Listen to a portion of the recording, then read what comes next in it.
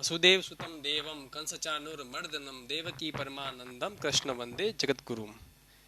नमस्कार दोस्तों, मैं राहुल त्रिवेदी फिर से आपका अपने यूट्यूब चैनल ज्ञान कलसी में स्वागत करता हूँ। आज हमने एक श्लोक से अपने वीडियो की शुरुआत की है। इस श्लोक का मतलब है कि मैं वसुदेव के पुत्र कंसचाणूर को मारने वाले और देवकी के परम आनंद श्री कृष्ण की वंदना करता हूँ, जो विश्व के जगत गुरु है।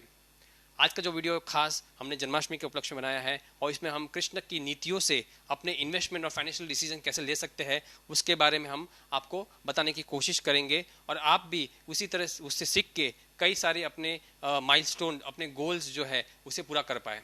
So let's start today video. इसमें पहला पॉइंट जो है, हमेशा आपको अपना गोल ओरिएंटेड इन्वेस्टमेंट होना चाहिए आपके पास। आप उसके लिए एक लक्ष्य रखें। लक्ष्य होगा तो ही आपका इन्वेस्टमेंट सक्सेसफुल होगा। इसमें हम एग्जांपल लेंगे तो महाभारत के युद्ध के टाइम में श्री कृष्ण ने पांडवों को एक ही लक्ष्य दिया था कि आपको धर्म की स्थापना करनी है और धर्म का विनाश करना है। उसी तरह से उन्होंने अगर समझो लक्ष्य नहीं रखा होता तो शायद पांडव युद्ध नहीं जीत पाते। उनके पास एक लक्ष्य होना जरूरी था उस टाइम। तो उसी के लिए उन्होंने उनके लिए एक लक्ष्य निर्धारित किया था। तो उसी को देखते हुए हमें भी अपने इन्वेस्टमेंट के साथ एक लक्ष्य रखना चाहिए, क्योंकि चाहे किसी भी तरह का, जैसे हमें कोई पेंशन, हमें अगर रिटायरमेंट फंड के लिए चाहिए पैसा तो उसके हिसाब से लक्ष्य रखना चाहिए। उस तरह से हमको इन्वेस्टमेंट चूज करना चाहिए। और अगर समझो किसी लाइक एग्जांपल अपने बच्चों के एजुकेशन के लिए आपको चाहिए तो उस तरह से आपको ये प्रोडक्ट्स लेने चाहिए अपने इन्वेस्टमेंट के। और कोई अपने डॉटर्स की मैरिज के लिए चाहिए, या फिर किसी भी तरह के आपको फ्यूचर में कोई बिजनेस करना है उसके लिए फंड चाहिए, तो उस तरह के इन्वेस्टमेंट्स को आपको करते रहना चाहिए और उस तरह के इंस्ट्रूमेंट में आपको इन्वेस्टमेंट करते रहना चाहिए। और लक्ष्य अगर रहेगा तो आपको किस तरह से इन्वेस्टमेंट करना है, कैसे करना है, कितना अमाउंट का करना है, आपको उसके बारे में आसानी, और आपके पास एक गाइडलाइंस आपके पास रहेगी, आपके पास एक सोच रहेगी कि हमें किस तरह से करना चाहिए। कभी भी आप इन्वेस्टमेंट, दूसरा पॉइंट इसमें है कि कभी भी इन्वेस्टमेंट करते वक्त आप अपनी भावनाओं को दूर रखें। मतलब कभी भावनाओं में बह के इन्वेस्टमेंट ना करें। जैसे अगर आप महाभारत के युद्ध के टाइम का अगर एग्जांपल लेते हैं तो उसमें अर्जुन जो है वो एक टाइम में एक भावनाओं में बह गए थे कि मैं जो युद्ध कर रहा हूँ या मैं जो लड़ाई कर रहा हूँ या बैटल कर रहा हूँ उसके वो मेरे रिलेटिव्स के सामने ही है, जिसमें भीष्म पितामह है, जिसमें द्रोणाचार्य उनके जो गुरु है वो सब भी उसमें शामिल थे। तो मैं इनके सामने कैसे युद्ध कर सकता हूँ। तो उस टाइम वो खुद जो अर्जुन था उस भावनाओं में बह गया था। तो श्री कृष्ण ने फिर उस टाइम अपना एक विराट रूप बना के उन्हें वापस उस भावनाओं से बहते हुए मतलब भावनाओं से निकालकर उन्हें वापस अपने गोल, जो अपना लक्ष्य था कि हमें धर्म की स्थापना करनी है, उसके लिए युद्ध करना है, उसके लिए उन्हें प्रेरित किया। तो अगर समझो अर्जुन उस टाइम वो भावना में बह गए होते, युद्ध को छोड़ दिया होता तो शायद वो युद्ध पांडवों के लिए जीतना बहुत मुश्किल हो जाता या युद्ध जीत ही नहीं पाते।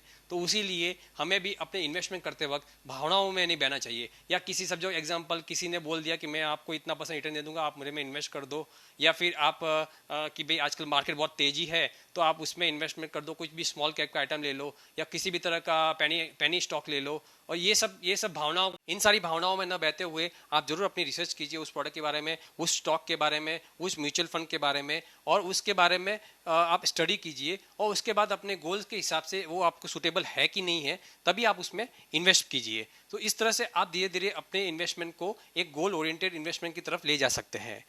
इसमें आपके लिए मैं एक इंपॉर्टेंट जो कोट है वॉरेन बफेट का, वो आपके लिए मैं बोलना चाहूंगा। Be fearful when others are greedy and greedy only when others are fearful. मतलब जब सब लालच कर रहे हैं, जैसे आज के मार्केट में बहुत लालच बढ़ गया है, तो आपको फेयरफुल होना चाहिए। मतलब आप इन्वेस्टमेंट कीजिए बट इन्वेस्टमेंट को फेयरफुल, मतलब एक प्रोसेस, मतलब एक फेयरफुल फैक्टर के साथ कीजिए, ना कि आप एकदम कि उसमें ग्रीडी में मतलब लालच में चल के और आप इन्वेस्टमेंट कर ले। और जब मार्केट गिरे तो आपको अच्छे स्टॉक्स, अच्छी स्क्रिप्ट्स जो है वो जरूर उठानी चाहिए। जरूर अपने गोल ओरिएंट के हिसाब से आपको अच्छे स्टॉक्स में इन्वेस्टमेंट करना चाहिए। सो ये एक फेवरेट वॉरेन बफेट का कोट था जो आपके लिए हमने दिया है। तीसरा पॉइंट इसमें है कि आपको लगे कि आपके यदि आवश्यक हो तो आप जरूर अपनी जो पॉलिसी है उसको चेंज कीजिए। इन्वेस्टमेंट की जो स्ट्रेटेजी है उसको चेंज कीजिए। जिस तरह से महाभारत में श्री कृष्ण ने मतलब आपको उसमें मैं आपको एग्जांपल दूँ तो उन्होंने द्रोणाचार्य को मारने के लिए उन्होंने अपनी जो नीति थी कि हमेशा धर्म के रास्ते पे चलना है, सत्य के रास्ते पे चलना है, बट उन्होंने अपनी नीति को थोड़ा चेंज किया, थोड़ा अल्टर किया और उन्होंने द्रोणाचार्य को हराने के लिए, क्योंकि उनको मालूम था कि द्रोणाचार्य ऐसे इजीली नहीं हारने वाले या उनको उनको कुछ नहीं होने वाला, तो उन्होंने उनको अगर उनको गिराना है, उनको हराना है, तो उनको अश्वत्थामा का झूठ जो षड्यंत्र था उसको रचना पड़ा। तो उन्होंने वहां पे असत्य का थोड़ा सा साथ लिया और उन्होंने फिर बाद में आप बोल सकते हैं कि उन्होंने अपनी नीति को चेंज किया। तो उसी तरह से आपको लगता है कि आपके इन्वेस्टमेंट में कुछ आपको चेंजेस करने हैं या आपके पोर्टफोलियो में कुछ चेंजेस करना है, या आप समय के साथ साथ आप उसको रिव्यू कीजिए, उसके बाद उसको ऑल्टर कीजिए और उसके हिसाब से आप और नए प्रोडक्ट को ऐड कीजिए, या कुछ प्रोडक्ट्स को निकालना है तो निकाल दीजिए। इस तरह से आप अपनी इन्वेस्टमेंट स्ट्रेटेजी को एक मतलब आपका लक्ष्य जरूर वो रखिए। लक्ष्य जैसे आपने डिसाइड किया कि मेरे को कॉर्पोरेट फंड चाहिए रिटायरमेंट का, तो उसका लक्ष्य रखिए, बट उसको कैसे करना है उसके लिए आप अपनी स्ट्रेटेजी को जरूर चेंज कर सकते हैं। तो हमेशा ध्यान रखिए जब जरूरत पड़े तो उस हिसाब से आप अपना डिसीजन लीजिए। और जहां तक हो सके, फोर्थ पॉइंट में कहता है कि जहां तक हो सके आपको अपनी जो अनुचित जोखिम है, जो जोखिम आपको मालूम नहीं है, उस जोखिम को मतलब लेने से बचे। मतलब अगर आप महाभारत के युद्ध का एक और एग्जांपल लेते हैं तो अर्जुन और कर्ण दोनों एक महान योद्धा थे।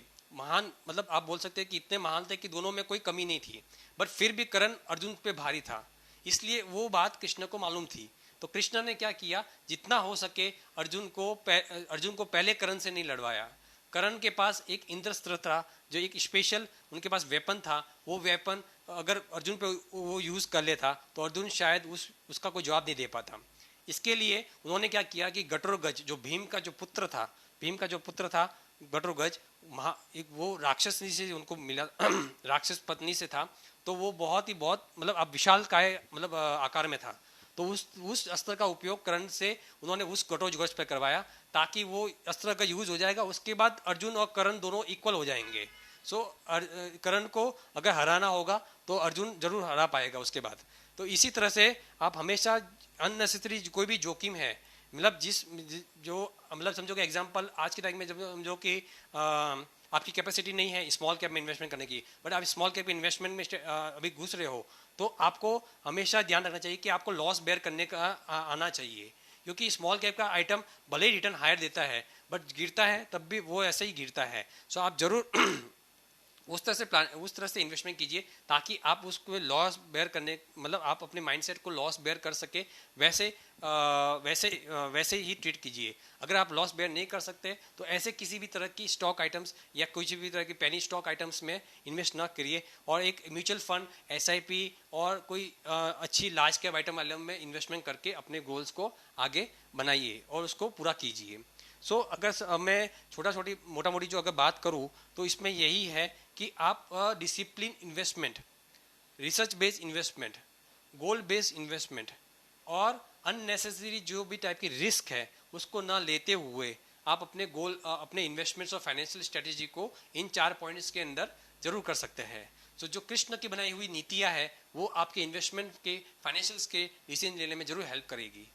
सो होप सो आपको ये वीडियो अच्छी लगी होगी, और आप सभी को जन्माष्टमी की हार्दिक शुभकामनाएं और आपके प्रियजनों को भी हार्दिक शुभकामनाएं। और ये वीडियो जरूर आप अपने बच्चों तक, आप अपने रिलेटिव्स में जरूर शेयर कीजिए ताकि उनको भी इस तरह के नॉलेज बेस्ड वीडियोस मिलते रहे और उनका भी ज्ञान वृद्धि होते रहे। So thank you for watching this video. जय हिंद, जय भारत।